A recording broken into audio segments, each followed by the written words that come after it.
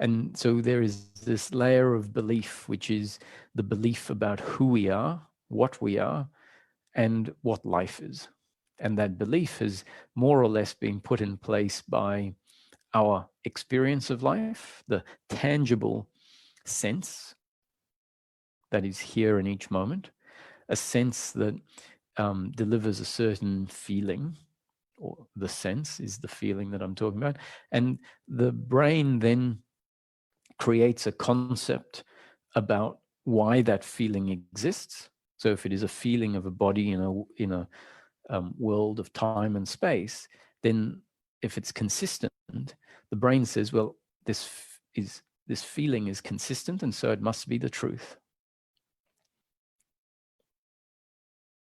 And that becomes deep of who we are and what life is.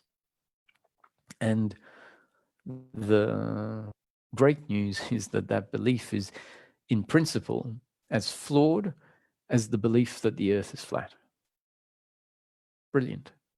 It's the greatest news we can hear, because it means our sense of self is mistaken, is wrong, is erroneous, which means the suffering that we are so familiar with is an expression of an erroneous sense of self, an erroneous belief, deeply ingrained belief system of who I am and what life is, which then extends to who the other is and what role they play in life and how life unfolds and how the other chooses or how the other functions, how I function.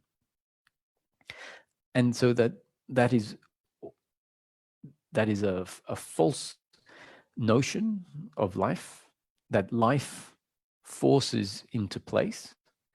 So essentially we can say this is the human that is a result of human destiny, meaning humans born into this experience. And it's great news because all of the human suffering is an expression of that human identity.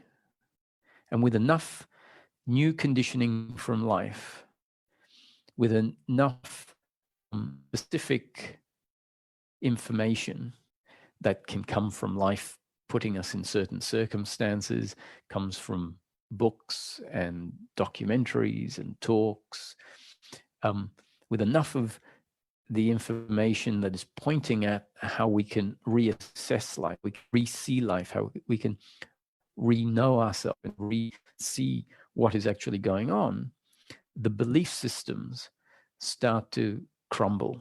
They start to be recognized as being flawed. Might even start to recognize the fact that what I am on one level is actually a set of beliefs. And that it is this set of beliefs that goes out and meets life. It's this set of beliefs, which is a psychological me that gets formed, is what life interacts with. When I say life, I mean life circumstance as it's unfolding. And life circumstance includes the other. So it's interhuman relationships. A relationship essentially between the other and the psychological me. The psychological me is very fragile. It takes things very personally. So the interactions between the me and the other are dangerous interactions that are prone to being taken very personally. And when it's taken personally, when it's interpreted out of line with interpretation that will be there when that false sense of self falls away, when it's interpreted according to the false sense of self, what we have are this uncomfortable sense. It is the me that feels uncomfortable. The me has to feel uncomfortable because it's not what we truly are. The me is in resistance to life because the me says, I need life to look like pleasure, pleasure, pleasure, pleasure. And the nature of life is not that. So the me is very confronted by life. It is inherently uncomfortable. The me is like an ice block in a hot kitchen. It's not where it wants to be. It melts. And so life is this assault on the psychological me. And so there is this uncomfortableness. Liberation is the liberation from the psychological me. It is the dissolution of the psychological me. It is the dissolution of the belief of who I am and what life is.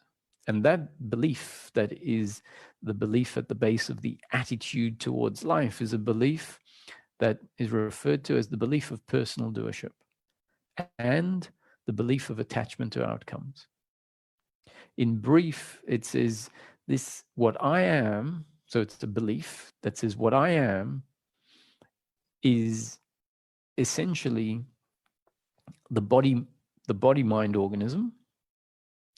It doesn't say body-mind organism. It says, well, what I am is a physical entity that needs to live and needs to control, or is in control of how it lives life.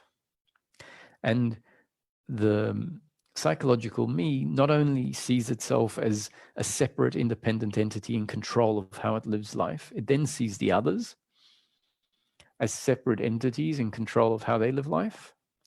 And it knows itself to be dependent on pleasure. So what it knows itself to feel uncomfortable, because that is its nature. And it believes that this uncomfortableness will cease when the others start loving it, when the others start delivering pleasure, when circumstance stops making life difficult. So this is the essential problematic nature of the psychological me. It's a belief that says I am a separate, independent entity, first error, in control of everything it thinks, says, feels, and do, second error, and has to act a certain way to maximize outcomes, third error. And those outcomes are specifically what will make me complete, and get rid of, fourth error, and get rid of the uncomfortableness that exists now. Fifth error, because the uncomfortableness that exists now is here inherently because the me is here and not because of the circumstance. So I can't emphasize what great news this is.